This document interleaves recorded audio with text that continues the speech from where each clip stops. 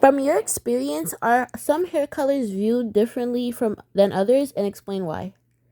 From my experience, I do believe that some hair colors are viewed differently than others. Like I was saying, like the fiery reds, like really like bright pinks, blues, like kind of like what we say or what we categorize as like exotic colors are viewed definitely different than your natural, like maybe ash blondes or like a brown or a burgundy.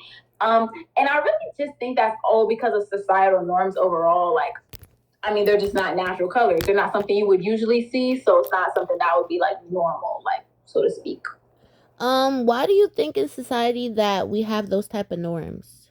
I think it stems from a lot of things. If I had to like think about one, I feel like it could be racism because a lot of times, like even before, like white people would get their hair like in different colors and stuff like that, but it would always be judged. Like even in the I would say like 1950s when like the alternative movement happened, and a lot of white people used to change their hair maybe like to like a really flashy white or like a Mm-hmm. bright, like in that era it's always been looked at as different, and a lot of times different is what scares a lot of people in America, like in general. Like if it's different, then we shouldn't do it a lot of times. But I feel like different, like different stuff kind of makes kind of like the whole like world thing. So Mm-hmm. yeah. So, what factors do you think influence this? Um, Religion is a big one. Like America, like the ideology behind America is like religion. Faith. When you think about faith, you think about Christianity. You think about like modesty, and you think about like not doing too much. You're not trying to have so much attention onto yourself, Mm-hmm. and having like a bright colored hair like that would draw a lot of attention to you, or like Yeah. just sticking out and being different like a sore thumb. Like you want to look cohesive. You don't look cohesive. You don't look like us. Basically, like on some, you don't look like us, so we don't want to hang with you because like Mm-hmm. that's weird, or that's looked down upon, stuff like that. Okay, so how do you think, back to what you were saying, you were talking about modesty and you were talking about like cultural and religion and stuff like that. How do Mm-hmm. you think the cultural trends affect these perceptions? Like why though? Like is it because people are um what's that word I was about to use? Do you think that it's because people are not used to things? Is that what you're saying? Yeah, because I could find like myself, like my sister, for instance, she's around like 30. She's about to hit like she's 38. She's about to hit 40. She's okay with like the colored hair. Like, she's hired employees for her job, and they've had, Mhm. maybe like a brighter color hair, and that's no problem to her. I feel like it's just like an older generation versus younger generation thing. Where it's just like, like we didn't see that as normal. And a lot of older people sometimes are stuck in their ways, and that's just how they are. You can't change that.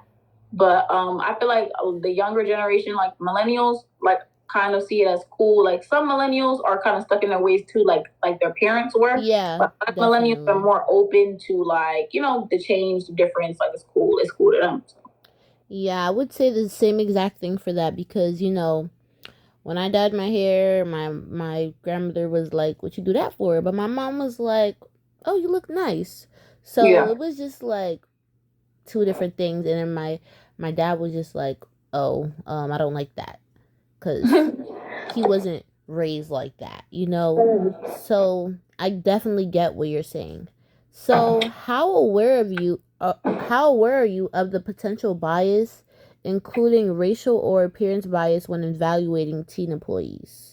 I'm very aware of it. Just like being a black woman in America, I always have to be aware of bias that's going to be given to me based off any type of my appearance. Like, if we want to be like so for real, like even if like I was saying, like if I applied to those like bigger known retail stores, Mm-hmm. um, I would be expecting to be judged, and not because it's like I'm just scared and I'm scared of the world. It's just like that's the harsh reality of what Yeah. America is, and I think even regardless of my color or the way I express myself, I would be judged solely off of what I don't believe that I would be solely judged off my experience. Like I would be judged off the color of my skin, the Mm-hmm. gender I am, and then on top of that, the way I express myself. If it's maybe too loud for people's liking, that might just give them another reason. Or sometimes can implement another reason to be like, hey, we don't want you just because of that. When there's also underlying problems or underlying things they may dislike and don't want to say like outward. What the real reason is. Mm-hmm. Do you feel like that would be different depending of the employer's racial background? Like, Yeah, for sure. Like my retail employer is a Trinidadian man. So mhm. like he knows like and he also has daughters, so it's like, he knows like, no, I'm judging somebody based off of their character, what they know, what they have, what skills they have. That's it. Mhm. So, what steps are taken to reduce this bias in your employer's decision? What I can say is judging people based off their experience alone, not what they look like. As long as their experience and their hygiene. That's the two base things. Do you have the experience? Can you do this job? And are you hygienic? Can you be around customers and can you deal with that? And that's it. That's the main two. Okay, so do you believe that implementing bias training would be helpful for supervisors? Why or why not? I, When I'm saying bias training, I'm specifically talking about like training that the supervisors will have to go through to separate their personal opinions from what the company is actually needing. So do you feel like it's needed and would be helpful? Why not? I feel like it would definitely be helpful just because a lot of people, especially people who have their job for like over 20, 30 years and they've climbed up the ranks and now they're a manager and they might be a little more older school, that could really be beneficial for like high retail companies because it could, one, give them analytics for that data that they need. It's like, how are we getting, like, how are we hiring people that also goes for like hiring analytics. And it could also be very beneficial to help like other people like even receive feedback like older or younger. That's just an important thing to do, like overall. Definitely. I feel like it's definitely important to put this in because I feel like a lot of employers in the past and a lot of hiring managers in the past, I would say, have Mm-hmm. not learned how to separate what the company actually needs from what they think of the person and what they're judging the person based off their appearance, not even just personality yet sometimes, because some people don't even look at the resume. Actually, they just look at the person when they come in, and I could say that from my personal experience as well. Like, they just look at what they are and what they're doing and not what they're actually bringing to the Yeah, table. because I be thinking about like like especially when I'm doing like new stuff, meeting new people, or like just going to a new job. Like, what's the first impression? Like, what first impression I'm gonna make on people? But what is their first impression of me gonna be? And most of the time, Mhm. it's I'm short. Like, Oh, it's just I'm small. really? That's Yeah. basically appearance, if you know what I'm That saying. is Like, appearance, but like yeah, like it's never like my hair. Sometimes it be my nails because sometimes I do like pretty cool designs, drastic but like nails. most of the Mhm. time it's my height. Like it's my height. They be like, oh, you're so small. They're like, yeah.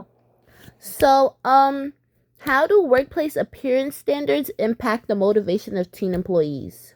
I feel like it could demotivate them because then, like, if you get hired with maybe a different color hair, and then you see another team like not get hired, it's like, dang, why didn't they hire my good sis? Like, what was that about? But then you also can't speak from a perspective of an outsider looking in because you Mhm. don't really know like if they had the same experience as you. So I really feel like it's a give or take. Like you never really know until you're in that hiring manager position, which is why oftentimes I don't like jobs with just hiring one hiring manager. I don't like that.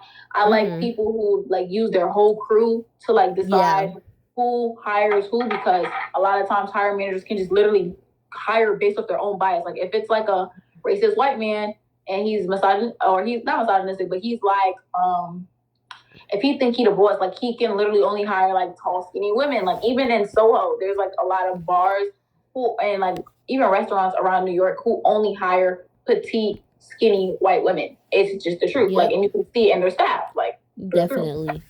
It's a common trend, I would say. Yeah, So, in what ways do you think that strict or flexible appearance policies influence how teens take on their responsibilities? I read that. In what ways do you think strict or flexible appearance policies influence how teens take on their responsibilities?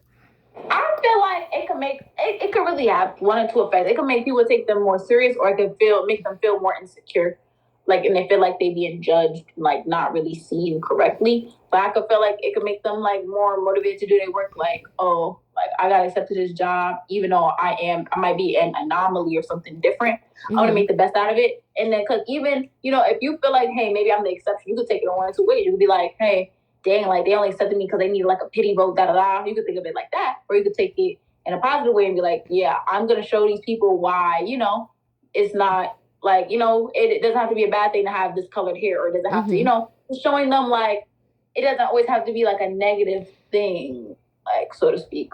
Yeah. So, have you ever noticed a shift in an employee's attitude after being addressed about the appearance expectations? I know you did touch upon that a little earlier when you were talking about how one of your colleagues were redirected over their tattoo on their leg.